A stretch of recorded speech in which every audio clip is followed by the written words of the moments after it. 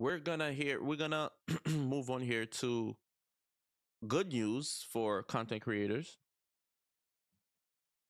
Biden says we're gonna leave this up to Trump. Biden said we're gonna let Trump take care of this. So this morning we're finding out Biden is stepping back from the TikTok ban, and he's basically letting us know, hey, we're gonna pause the TikTok ban and let Trump do what he want to do, which is not a terrible thing because TikTok is a job for a lot of us, right? We post on TikTok. The Middle Ground Show has an account on TikTok. So we use it to make a living. And some people, that's all they do. Some people only have a TikTok. Some people only their TikTok is popping where to the point where they're making some money. So it was a concern for these people.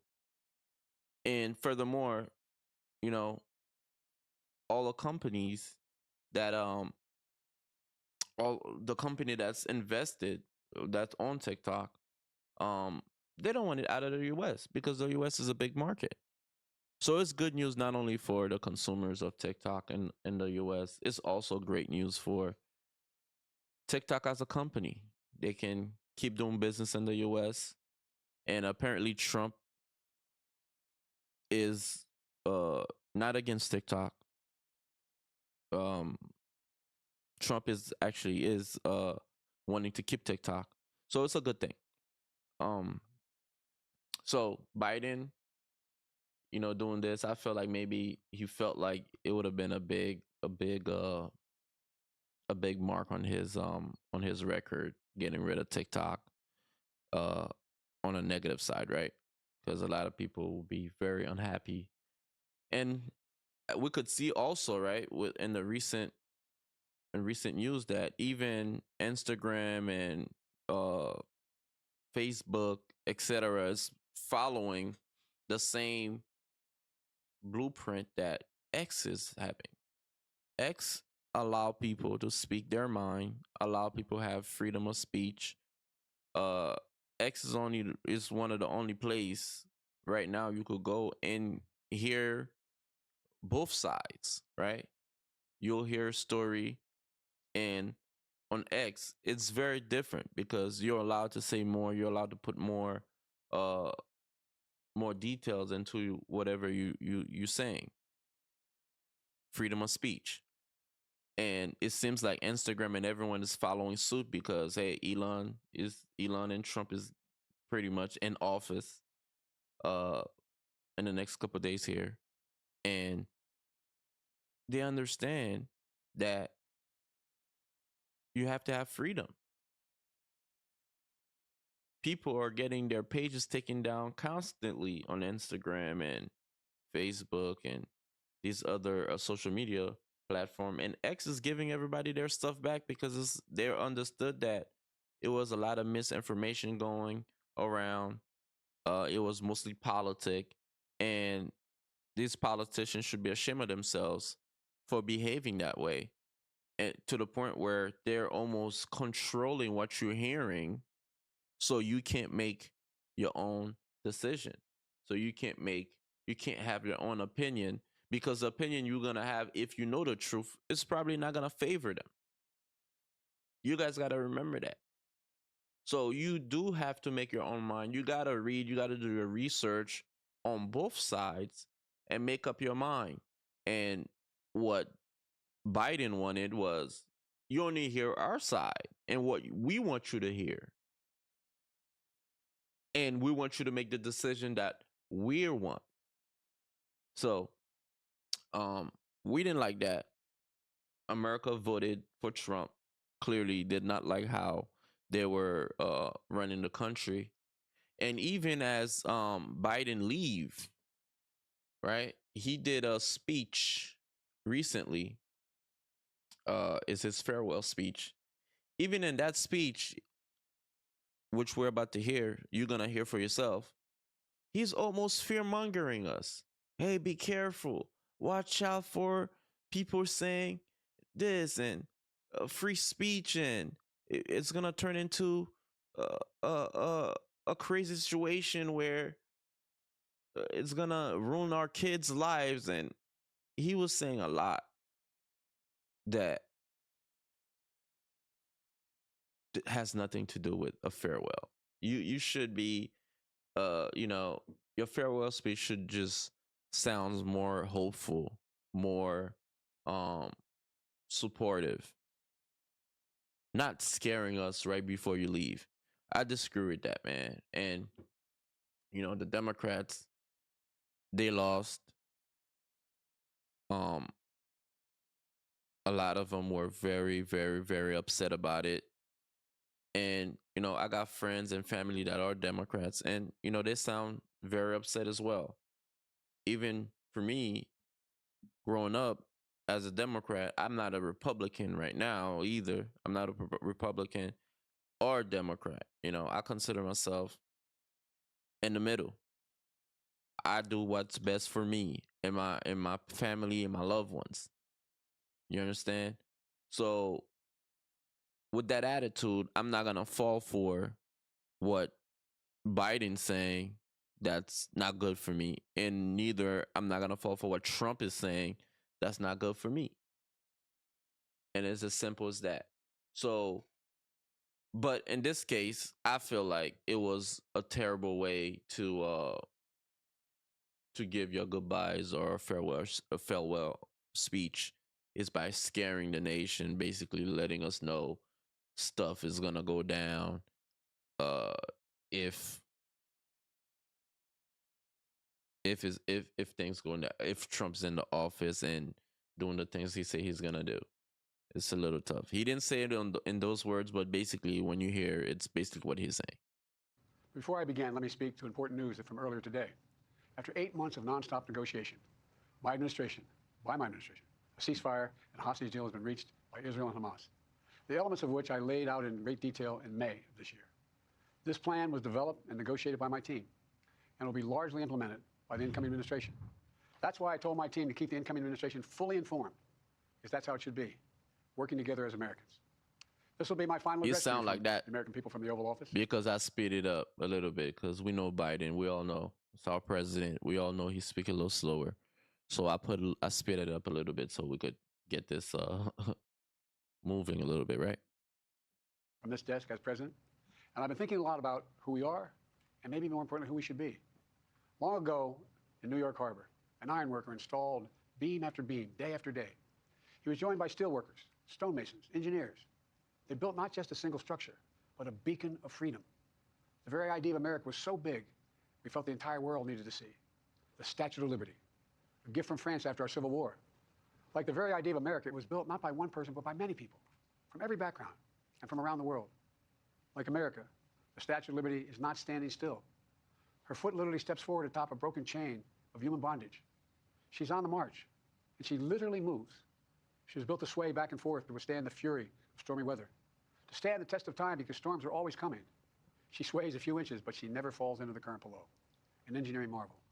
The Statue of Liberty is also an enduring symbol of the soul of our nation, a soul shaped by forces that bring us together and by forces that pull us apart. And yet, through good times and tough times, we've withstood it all. A nation of pioneers and explorers, of dreamers and doers, of ancestors native to this land, of ancestors who came by force, a nation of immigrants who came to build a better life, a nation holding the torch of the most powerful idea ever in the history of the world, that all of us are created equal, that all of us deserve to be treated with dignity, justice, and fairness, that democracy must defend and be defined and be imposed, moved in every way possible. Our rights, our freedoms, our dreams. But we know the idea of America, our institution, our people, our values that uphold it are constantly being tested. Ongoing debates about power and the exercise of power, about whether we lead by the example of our power or the power of our example, whether we show the courage to stand up to the abuse of power or we yield to it. After 50 years at the center of all of this, I know that believing in the idea of America means respecting the institutions that govern a free society, the presidency, the Congress, the courts, a free and independent press, institutions that are rooted, they just might not reflect the timeless words, but they echo the words of the Declaration of Independence. We hold these truths to be self-evident, rooted in the timeless words of the Constitution, we the people. Our system of separation of powers, checks and balances, it may not be perfect, but it's maintained our democracy for nearly 250 years, longer than any other nation in history that's ever tried such a bold experiment. In the past 4 years, our democracy has held strong, and every day I've kept my commitment to be president for all Americans through one of the toughest periods in our nation's history. I've had a great partner in Vice President Kamala Harris. It's been the honor of my life to see the resilience of essential workers getting us through a once-in-a-century pandemic, the heroism of service members and first responders keeping us safe, the determination of advocates standing up for our rights and our freedoms instead of losing their jobs to an economic crisis that we inherited. Millions of Americans now have the dignity of work. Millions of entrepreneurs and companies creating new businesses and industries, hiring American workers, using American products. Together, we've launched a new era of American possibilities, one of the greatest modernizations of infrastructure in our entire history, from new roads, bridges, clean water, affordable high-speed internet for every American. We invented the semiconductor, smaller than the tip of my little finger, and now it's bringing those chip factories and those jobs back to America where they belong, creating thousands of jobs. Finally, giving Medicare the power to negotiate lower prescription drug prices for millions of seniors. And finally, doing something to protect our children and our families by passing the most significant gun safety law in 30 years and bringing violent crime to a 50-year low, meeting our sacred obligation to over 1 million veterans so far who are exposed to toxic materials, and to their families, providing medical care and education benefits and more for their families. You know, it will take time to feel the full impact of all we've done together, but the seeds are planted, and they'll grow and they'll bloom for decades to come. At home, we've created nearly 17 million new jobs, more than any other single administration, a single term. More people have health care than ever before. And overseas, we've strengthened NATO. Ukraine is still free, and we pulled ahead of our competition with China, and so much more. I'm so proud of how much we've accomplished together for the American people. And I wish the incoming administration success, because I want America to succeed. That's why I've held my duty to ensure a peaceful and orderly transition of power, to ensure we lead by the power of our example. I have no doubt that America is in a position to continue to succeed. That's why my farewell address tonight, I want to warn the country of some things that give me great concern. So he was doing good. He was doing good until then, right? He was doing good. It sounded great. But then this part is when he started warning us of certain things. Take a listen. This is a dangerous concentration, and that's a dangerous concentration of power in the hands of a very few ultra-wealthy people. And the dangerous consequences if their abuse of power is left unchecked. Today, an oligarchy is taking shape in America of extreme wealth, power, and influence that literally threatens our entire democracy, our basic rights and freedoms, and a fair shot for everyone to get ahead. So what he's talking about is Elon Musk and Donald Trump and all the other billionaires that's working with Donald Trump, Jeff Bezos, everyone. You know, he speak to these people, and as you know, Elon Musk is going to be running the department of one of the department where he's able to consolidate and efficiency. So he's running the department of efficiency. So basically, he's going to be cutting out a bunch of programs that don't help, that's wasting money. He's going to be cutting the waste as he does in his companies, right? Which we all think is a good thing. It sounds like a good thing. But what Biden is saying is that all these billionaires in office, they're going to create loopholes and situations that's going to keep making them a whole lot of money, and is going to keep you working harder, and is going to keep you those policies and those pro system they're going to put in place is only going to help super rich people make money and keep you working. We see the consequences all across America, and we've seen it before. More than a century ago, the American people stood up to the robber barons back then and busted the trusts. They didn't punish the wealthy. They just made the wealthy play by the rules everybody else had to. Workers want rights to earn their fair share. You know, they were dealt into the deal and helped put us on a path to building the largest middle class, the most prosperous century any nation in the world has ever seen. We've got to do that again. In the last 4 years, that's exactly what we've done. People should be able to make as much as they can, but play by the same rules, pay their fair share of taxes. So much is at stake. Right now, the existential threat of climate change has never been clearer. So as you can tell, what he's saying is, the rich probably gonna end up not paying any taxes. So in a sense where these rich people are gonna put in place situation and program and systems that they don't have to pay that much. They could build as much big companies as they want, invest as much as they want, and not pay as much taxes. And as you know, right, us normal people that work and have small businesses and you know families and lives to support, right? We have to pay our taxes, and they tax us a lot, right? Your check after tax when you go to work, your 9 to 5, after tax and medical, sometimes you down a couple $1,000s. So yeah, I understand where he's coming from, but I feel like we should give the coming administration a fair shot at doing what they say they would do and see what happened, because we didn't do that last time. We didn't give Trump a fair shot last time. The guy was going through COVID, going through collusion, going through a massive amount of lawsuits, two impeachments. It was just a lot. And Biden, you came into office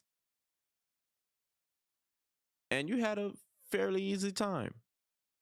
You didn't have a bunch of lawsuit. I mean, they went after your son, but your son was smoking crack and crashing cars and recording hookers and keeping the recordings. And somehow they ended up online and or in people's hands. So those things, I would say, yeah, they went after him for those things. But you can say those were fair. I mean, these were fair things to go after. If your son is doing a bunch of crazy stuff, he's a normal citizen just like us, and apparently you pardon him, which shows the same system you're speaking of. These people are gonna be looking out for themselves. You did the same thing for yourself, buddy. You kept your son out of jail for something that if any of us did, we went to court, got convicted for, we would have to go to jail or suffer the consequences. You basically taking the consequences away from your 50-year-old son, not a 20-year-old, not a 25-year-old, not a 30-year-old,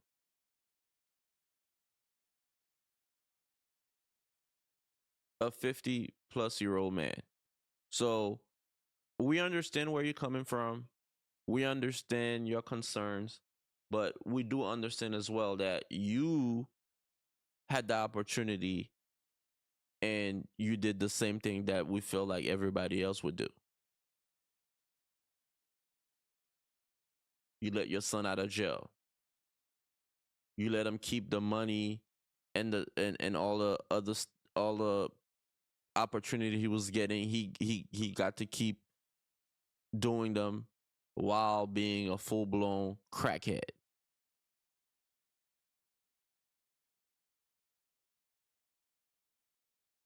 We understand politics, is a vicious game, but don't come on here saying things, acting like people's gonna forget all the things you and Kamala pulled off. Y'all had an election. You stepped down. To your credit, some people believe that they forced you to step down. Without a primary, have her step in. Okay. Now, if you had one, and then you say, "Look, I'm medically incapacitated. I'm not able to be president," and we're gonna let Kamala. That's legal because she's vice president. But in the middle of an election, stepping away, saying, "My vice president step in," that sounds right, but it's not right because the people clearly didn't choose her. She didn't go through a primary. She wasn't the candidate selected to be president, and the election shows that. That's why I went down that way. Let's complete this real quick. I'm gonna fast forward a little bit, get down to his ending, and then we'll move on from this story. Arm of the statue that holds the torch. It reminds me every day I pass it of the story and soul of our nation and the power of the American people. There's a story of a veteran. This is a veteran, a son of an immigrant, whose job was to climb that torch and polish the amber panes so rays of light could reach out as far as possible. He was known as the keeper of the flame. He once said of the Statue of Liberty, quote, speaks a silent universal language, one of hope, that anyone who seeks and speaks freedom can understand. Yes, we sway back and forth to withstand the fury of the storm, to stand the test of time. A constant struggle, a short distance between peril and possibility. But what I believe is the America of our dreams is always closer than we think. It's up to us to make our dreams come true. Let me close by stating my gratitude to so many people, to the members of my administration, as well as public service and first responders across the country and around the world. Thank you for stepping up to serve. To our service members and your families, it's been the highest honor of my life to lead you as Commander-in-Chief.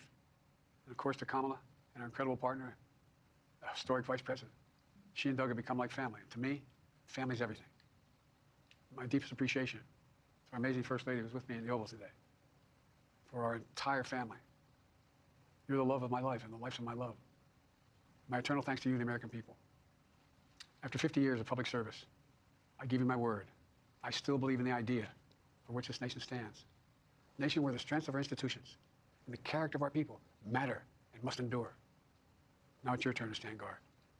May you all be the keeper of the flame. May you keep the faith. I love America. You love it too. God bless you all. And may God protect you. Thank you, Mr. President Biden, and we'll appreciate that. And good luck and blessings to you. You were a good president. Um, but there's a lot of things that we didn't agree with. We appreciate your service. We appreciate you because Biden been serving for about 50 years. We appreciate some of the things you did, some of the things like the war on drugs, a lot of the things you did back in the day we didn't agree with, but you know, we understand people grow, people learn, and people change. And we appreciate you and good luck in the future with everything. And